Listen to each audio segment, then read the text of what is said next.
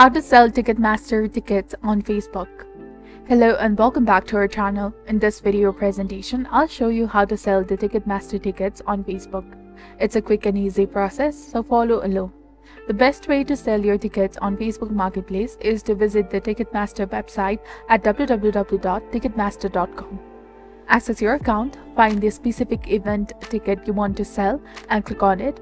After signing in, you will see the option to transfer the ticket at the bottom of your screen. Choose transfer and not sell. On the transfer page, select the seats you want to sell, double check the section, row and seat. If everything is correct, tick the box next to each ticket and click on continue. Next, you will need to enter the recipient's details.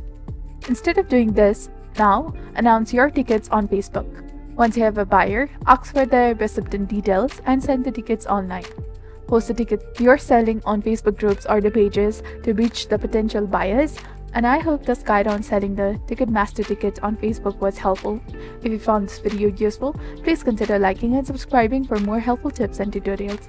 Thank you for watching. See you in the next one.